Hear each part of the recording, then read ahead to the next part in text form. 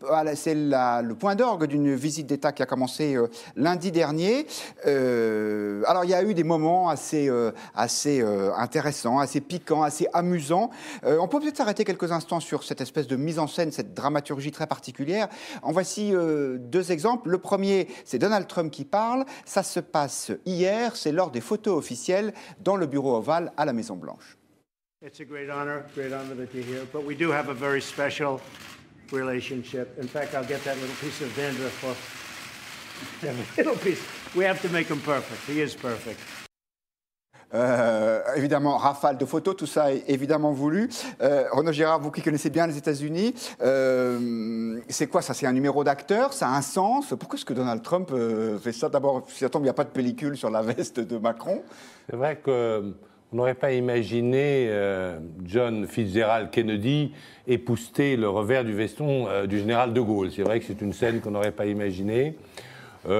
Eh bien, je pense que Donald Trump voulait, tout ça est bon enfant, voulait montrer qu'il avait une amitié particulière, tellement particulière avec son ami Emmanuel Macron qu'il avait invité à un dîner grandiose au deuxième étage de la Tour Eiffel, avec vue sur tout Paris. Ça, c'est quand il était venu pour le 14 juillet. Quand il était venu pour le 14 juillet 2017 à Paris.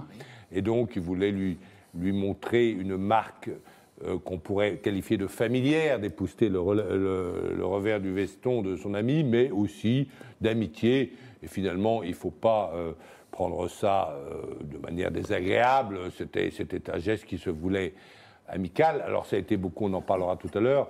Sur le fond, visiblement, les discussions ont été beaucoup plus dures, mais je crois que nous n'allons pas en parler là à l'instant. Enfin, je peux détailler. On va en parler. Voilà. Et d'abord, sur ces marques d'attention, on vous pose la question sur Twitter, sur #Figaro Live, #Point de vue. Est-ce que vous pensez que les marques d'attention affichées entre Donald Trump et Emmanuel Macron ne sont qu'une stratégie diplomatique, ou est-ce que c'est le signe d'une véritable amitié? Apparemment, vous pensez que tout ça est un peu téléphoné, en tout cas diplomatique, puisque vous êtes 78% à pencher sur cette explication. Georgi Kuzmanovic, je reviens à tous ces signes d'amitié, d'affection, on plante un arbre, toute cette mise en scène. Est-ce que ça vous a énervé, franchement? C'était assez ridicule. La forme ne va pas sans le fond, mais on reparlera du fond, comme vous l'avez dit. Mais sur la forme, on a quand même il a fortement insisté sur sa relation privilégiée avec son ami Trump. Et on semble oublier qui est Trump, parce qu'il me semble que tout le monde critiquait beaucoup Trump quand il était élu, comme un soudard, un type qui attrape les parties génitales des femmes pour les dominer. Enfin bon, on était quand même dans un extrême. Maintenant, il est relativement devenu quelqu'un de fréquentable, parce qu'il impose sa vision géopolitique. Et voilà. Il y a une forme d'hypocrisie dans ces embrassades. Une forme d'hypocrisie. Ce qui était ridicule, c'est que Macron a essayé de cacher le fait qu'il venait recevoir des ordres. Alors, il est venu faire croire qu'il allait conseiller Trump, lui expliquer qu'il ne faut pas reculer sur le nucléaire, sur l'accord nucléaire iranien, on y reviendra. Et puis finalement, Trump l'a pris par la main, elle a traîné, et ce qu'il lui a autorisé à faire, c'est à planter un chêne dans le jardin de la Maison-Blanche. Voilà la grande œuvre de notre président aux États-Unis. Alors évidemment, c'est sévère là. Évidemment, Emmanuel Macron n'est pas exactement. Alors, allez-y, Alexis.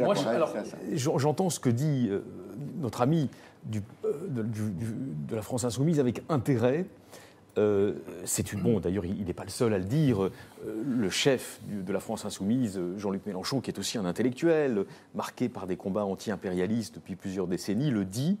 Et donc c'est vrai qu'il y a ce discours dans votre formation politique, monsieur, qui consiste depuis, disons, avant-hier, à nous dire que monsieur Macron va chercher ses ordres à Washington, en gros. Voilà.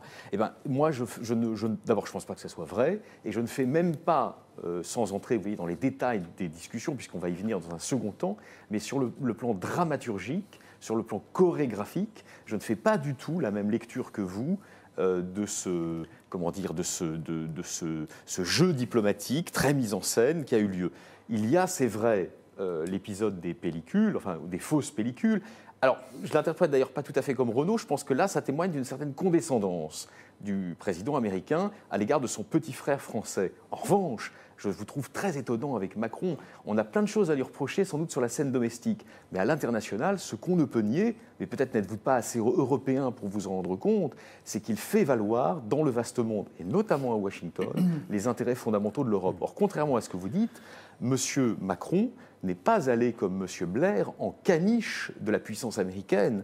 Il est allé, au contraire, porter le fer autant qu'il se peut, quand on est un des représentants de l'Europe, face aux États-Unis d'Amérique. Donc c'est exactement l'inverse du discours que la France insoumise propage par votre voix. Entre Make Planet... fond, déjà, hein. Voilà. Oui, mais c'est les deux. C'est les deux. Alors, C'est pour ça- justement, mais- on va rester sur... on va rester- Make Planet Great Again, qui était l'attaque contre l'abandon de l'accord sur le climat. c'est un clin d'œil Il me à- semble c'est un qu'il s'est un clin- petit peu c'est un couché clin d'œil à son hôte. là-dessus et que c'est pas très grave. Mais non, pas finalement. du tout. C'est un clin d'œil à son hôte. C'est de dire... C'est vrai qu'il a planté un arbre, c'est Mais bien vous pour le rigolez, climat. vous rigolez, c'est un clin d'œil à son hôte, c'est de dire vous voulez rendre l'Amérique à nouveau grande, et ben moi, vous voyez, je suis là pour vous dire que je veux rendre la France à nouveau grande. Il fait Et des il le clichés. dit en plus, et ça, franchement, on peut pas lui reprocher. Hein. Il faut être Macron critique quand il le mérite, mais ne soyez pas Macron critique de manière pavlovienne à la Il France s'est insoumise. absolument Et il- non, ne soyez il- pas pavlovien. Là, quand il dit ça, au contraire, il affirme une volonté politique de la France. Oui. Il y a rien à redire, mais franchement, il y a rien à redire. Alors vous allez l'avoir cette volonté L'indépendance, en on va y image. revenir, On va c'est l'avoir, drôle, on va c'est- l'avoir en image avec Emmanuel Macron, tout de noir vêtu, puisque c'était lors du dîner d'État qui avait lieu hier soir à la Maison Blanche. Emmanuel Macron parle au président Trump en disant on s'aime bien, mais ça m'empêche pas de savoir qu'on n'est pas d'accord. Regardez. J'ai appris à vous connaître, vous avez appris à me connaître. Nous savons l'un et l'autre que nous ne changeons pas facilement d'avis, mais nous avons la volonté totale de travailler ensemble. Et je crois la capacité constamment mesurée de nous écouter l'un l'autre. On admire au passage l'extraordinaire mise en scène. Si on peut revoir les images en off du président Macron, la cheminée derrière, un éclairage très savant, les bougies au premier plan, enfin tout ça est absolument magnifique. On dirait un grand film américain. Frédéric Dabi, votre point de vue sur tout ça? Non, je voulais peut-être faire modestement la synthèse entre les points de vue un peu opposés qu'on vient d'entendre. Vous savez qu'on adore les points de vue opposés. Voilà, ici, non, mais c'est même le je nom vais de essayer l'émission. d'amener de l'eau au moulin de l'opinion publique française. On vient de réaliser une enquête avec Match, Fiducial et puis CNews sur le bilan à 1 an d'Emmanuel Macron, et par domaine d'action, les éléments les plus appréciés concernent les relations avec l'Union européenne et l'image de la France à l'étranger, qui sont des secteurs où la logique, attendez s'il vous plaît, mon cher Alexis, la logique de distinction par rapport à ses deux prédécesseurs et d'incarnation. Il y avait eu des critiques très acerbes sur le voyage de Nicolas Sarkozy aux États-Unis avec ses ministres, femmes, etc. À l'été 2007. En 2007. Par contre, c'est vrai que sur le regard des Français vis-à-vis de Donald Trump, on est sur des jugements extrêmement sévères. L'IFOP, qui est un vieil institut, pose une question historique sur les alliés les plus sûrs de la France entre 2016 et 2017, avant et après l'élection de Donald Trump. Le fait que les États-Unis de Trump soient un allié sûr pour la France a perdu en 1 an 38 points.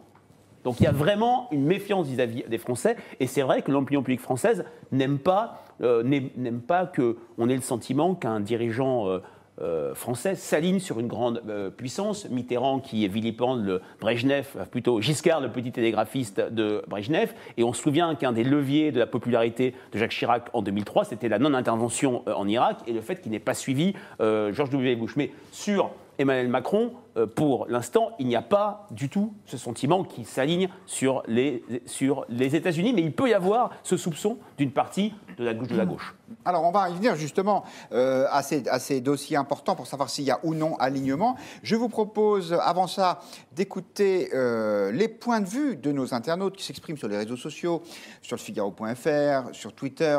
Mireille Pellestor-Martel, merci à elle de se signaler sous son nom, ça n'est pas si fréquent. Je suis en train d'écouter en direct le discours de Macron au Congrès. J'espère que vous nous écoutez en même temps, chère Mireille.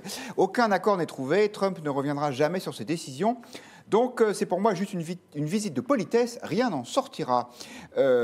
Adavami Servet nous dit « Macron brasse du vent ». Habib Reguieg, c'est une non-rencontre. Et Habib qui précise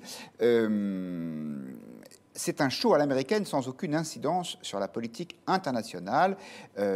Gina nous dit c'est les deux font la paire. Et encore Habib, je crois que Macron, avec cette visite, voulait prouver son leadership européen. Alors, on va parler de tous ces sujets. Sur les sujets de fond, je vous propose qu'on commence par le nucléaire iranien, ce fameux accord signé en 2015, où en gros l'Iran abandonne